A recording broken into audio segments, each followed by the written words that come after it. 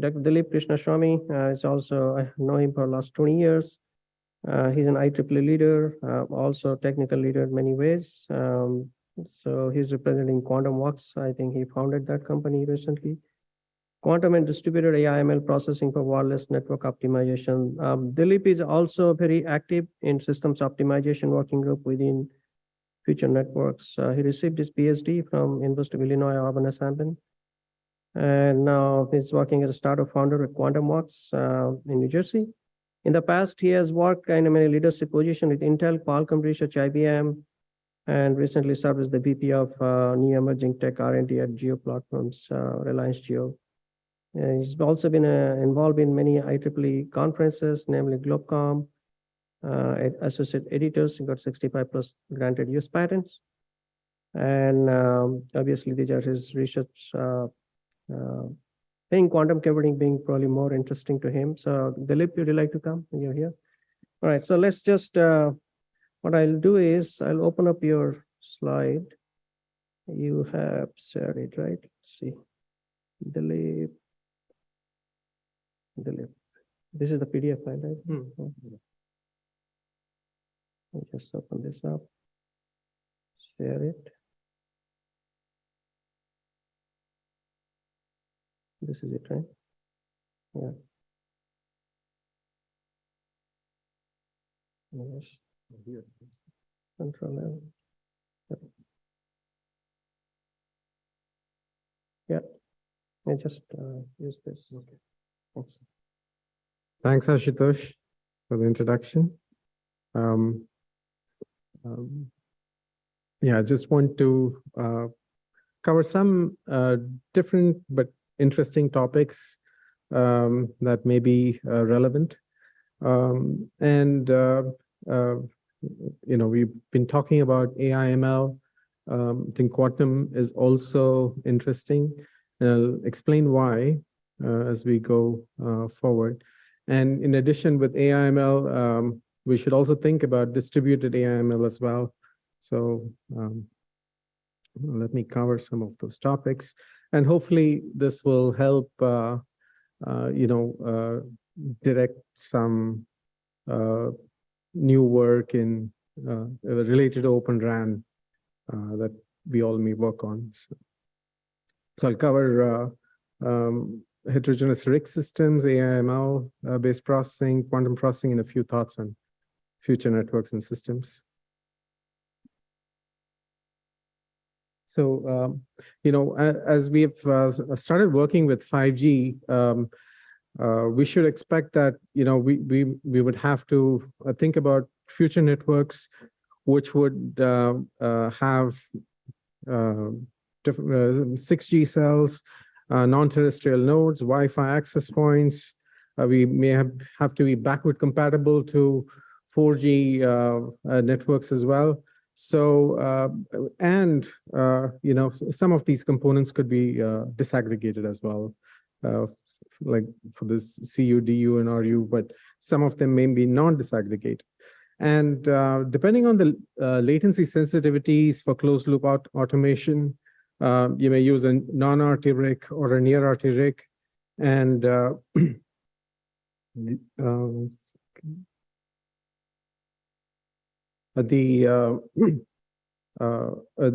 we have to start thinking about the non-RT RIC being heterogeneous as well, with support across technologies.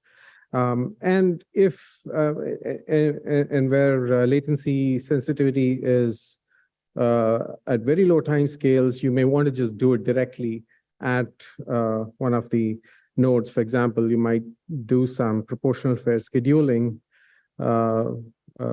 very low down in the stack and at the DU itself, but you know, you would not bother the near RT near time near RT RIC. So so this processing may happen at different levels, and in addition, as this happens at all of these nodes, we may have AML processing at different levels. Now, it's possible that most of the learning could happen in the cloud, and then we create inference engines which will be pushed down into different nodes, and then those nodes can execute those inference engines to take fast decisions.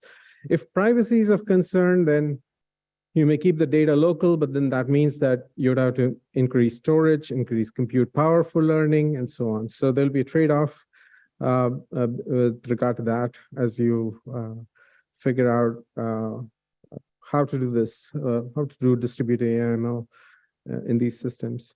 But in this diagram, we are seeing accelerators, AI/ML, and quantum accelerators here. Now, I want to say something about quantum processors. They're still under development. Now, when we talk about AI/ML accelerators, we think about, say, an NVIDIA GPU, an RTX 4090, or a A100, or a H100 tensor core. But off late, ARM has released a scalable vector extension for processing. And there's an exascale computer that NSF has released at Stony Brook, where you can actually explore that vectorized acceleration and so on. So we have these platforms. Now, with regard to quantum processing, you can do quantum processing on a quantum computer, or you can be quantum inspired as well. And the reason I say that is because it may take some time for the quantum computers to mature, because they're still limited in the number of qubits that they have available. But when we think about vectorized processing, what happens with quantum processing is essentially probabilistic vectorized computations. And those could be accelerated on traditional accelerators that are there. So you could think quantum inspired and run it on a GPU or a ARM SVE accelerator and so on. So, that bridges the gap to actually leveraging these algorithms when the computers become available. But you may still get very fast executions compared to a sequential execution. If you do a probabilistic exploration of the search space in a quantum-inspired manner, you can still you can get high-quality results. There was a recent paper by a chemistry professor who was looking at protein synthesis, and he said, well, he used an actual quantum computer, but he said the latencies had to be incurred to actually access the computer and get the results back. And with regard to the overall execution time that was there, it's comparable to actually using a classical computer, but because it searched the space concurrently, the quality of the results were better. So there are advantages to this kind of computation. So we can think about that as we go forward. And where does this come in our space? When we have R apps or X apps that are doing some optimization, that optimization can be fanned off to a quantum computer or executed in a quantum-inspired manner. With regard to AI/ML-based processing, as data comes from the network, we can learn the data offline and then build an AI/ML model with respect to the information in the network. And as Deepak was just talking about intent-based processing and automation, as you observe the KPIs that you have in the network, you can think about thresholds that you want to set to then detect anomalies in the system. And that can be learned by the model. Now, the policies may still have to be, so Deepak mentioned three things. One is the constraints on the KPIs. The other is the policy for downward triggers versus policies for upward triggers, right? So for example, if you have accessibility as a metric, you don't want that to fall. If you have PRB utilization, you don't want that to rise. So those are policies, and that maybe a human can actually input that as a policy into the system, but the constraints on those as to what the threshold would be learned through the AI model and populated into the system up and executed in the RIC in an R app. And then based on, when events get triggered, an optimization algorithm can execute and take decisions. Now, here we show the model is predicting these thresholds and programming the intent into the platform. At the same time, you can actually use the model to test the app. And so you can create digital twin modeling data to actually drive and test the R app. Sometimes when you have an app that you have developed and you want to test it for all corner cases, if you might just be waiting forever from the network to actually get that situation triggered. So it is useful to actually have a digital twin model that replicates the network as closely as possible, but quickly exercises some of these corner constraints to test the application and so on. So both options are good. You really want the application to work on the actual network data. That's the dark blue line going up. But the light blue is the testing path for the application. And both are good to have in our systems. So, and here is some sample data. For example, PRB utilization for a cell and accessibility for cell. And you can see that the cell is getting saturated. The PRB utilization is maxing out, and as that maxes out, accessibility is dropping. And so you can see there's some correlation between these two. And I'll talk about that this a little later as to what to do with that. And this is when you turn on a capacity cell, and now the PRB utilization is looking good and shared with the capacity cell. And similarly, accessibility is also looking good. Now the variation is between just 100 and 99.9 kind of thing. So both metrics improved as the capacity cell came on. Whereas here, you could see the accessibility was down to 94 and PRB utilization max to 100. So this kind of digital twin data generation can be useful to test applications in our systems. Now, going forward, and and we've there's been a lot of buzz around LLMs and stuff, large language models, and attention-based systems and transformers and so on. And we can apply that even for our network data as well. And what happens basically is, as the input comes in, it gets encoded into a latent hidden representation, typically lower dimension in space compared to the input size. Doesn't have to be, but you typically fan it down. And then from that hidden representation, you actually generate data. That's the generative part. Like, for example, in LLMs, when you say, write me a poem or write me a story, the decoder is starting from an initial point and then producing one word at a time. That's where the feedback comes in as to what has already come in, will come out, and then the next word comes out. And similarly with time series data, as the data comes out, based on what has already been generated, it produces the next data. And so we can use this kind of an architecture for our systems. Now, with regard to KPIs, and calling them KPI functionals, and what's a functional? Now you have like y equals f of x. A functional is z equals g of y. So it's an indirect dependence on x. So, KPIs are functionals.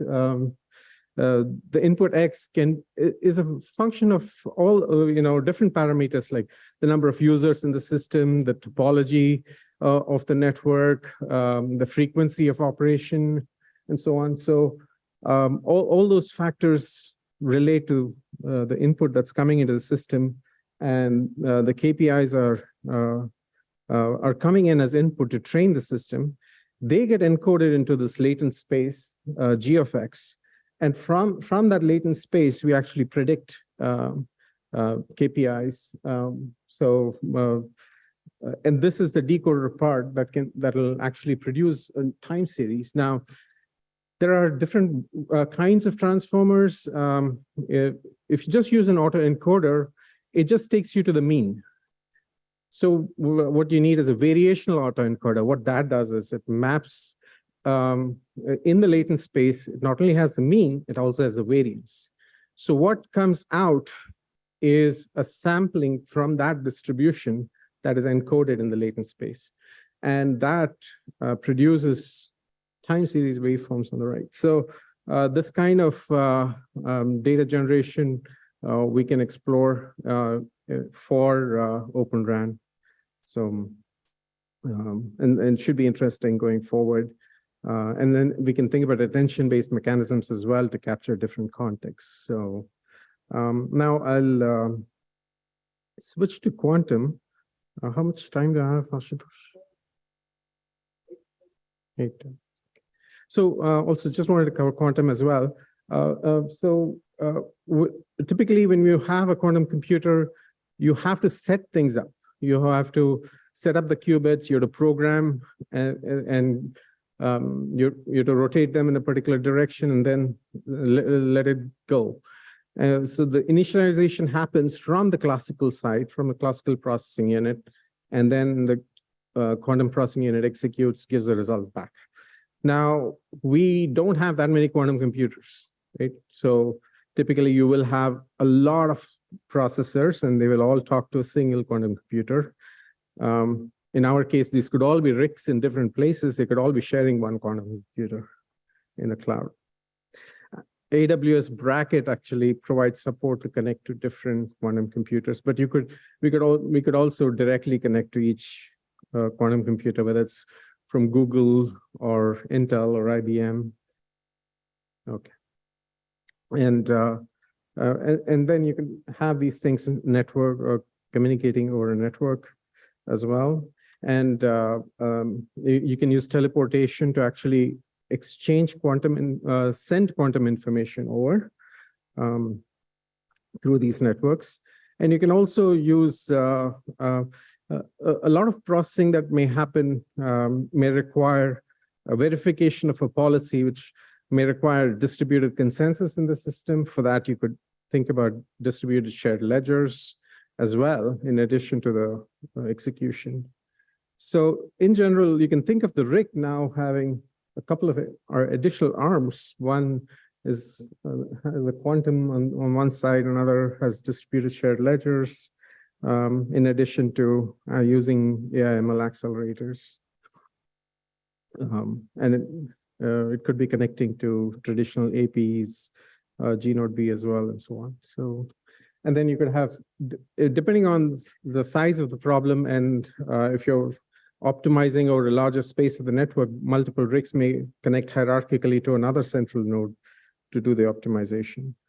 There are different possibilities for quantum coordination. You can have quantum coordination across access nodes. So here, SI represents which access node is actually serving the UE. So maybe there's a competition between these nodes, and could be a function of the link quality, the load on the access node, the price of the service at the access node, and so on. And so this alpha I is the amplitude, and the square of the amplitude is the probability associated with that state. So if the middle access node is more likely to serve, its amplitude would be higher in this thing. And the sum of the squares of the amplitude is 1 in this kind of system. So you could think about load balancing across nodes,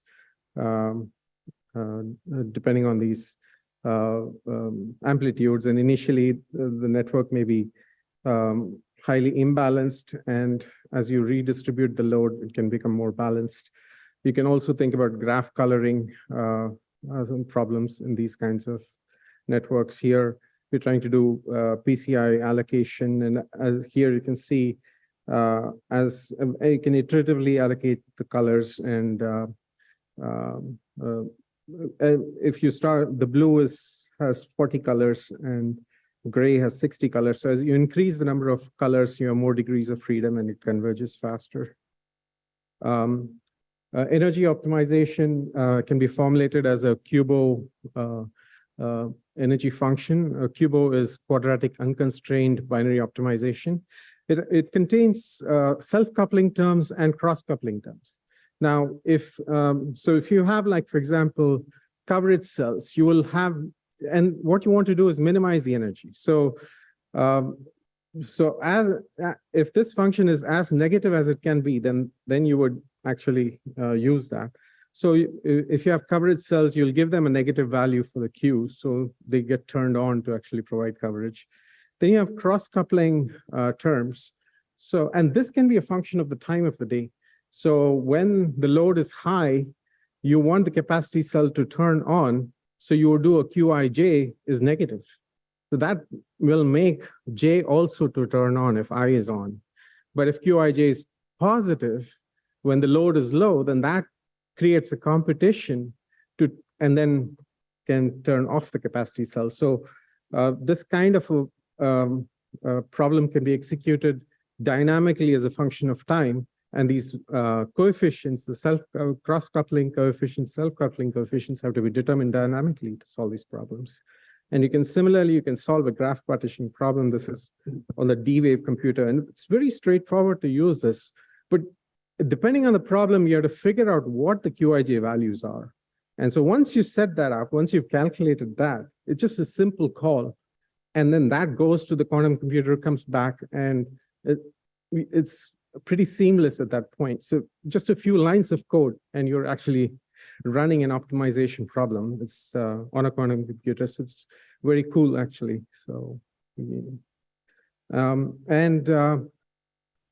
then you can have quantum coordination across UEs as well, which is which UEs are getting served, and so on. And in general, going forward, you can have joint coordination between access nodes and UEs. You can have multiple access nodes serving multiple UEs concurrently. If, for example, if one access node has a very good link to all the UEs, it can get heavily loaded, and the other access nodes may not have any load on them. But instead, if we distribute the load across all of them, they could all be concurrently serving all the UEs. So this is the realm of access-free networks that is coming through these days, and especially with small cells. And we may have small 5G small cells, 5G macro cells, 4G macro cells, and even maybe 6G small cells, and Wi-Fi APs all competing to provide service. It's not inconceivable that we may have 16 access nodes serving a single UE. So these are wave function amplitudes for 8 UEs being served by 16 access nodes. And you can see that the likelihood of which access point may serve which UE may differ based on the amplitudes. And then, but you would still try to distribute the load for each UE across some of the access nodes that have a good amplitude, and then let them serve each UE. And so on the x-axis here is 16 different values, and the y-axis are the amplitudes. So in general, though, I think we can think about, we saw those transformer-based systems. We can think about hierarchical digital twins interacting with each other, sending information across the network, learning happening continuously as well. And in addition, we can think about optimization and quantum processing capabilities as well. And quantum could be quantum inspired and then eventually true quantum. So, thank you.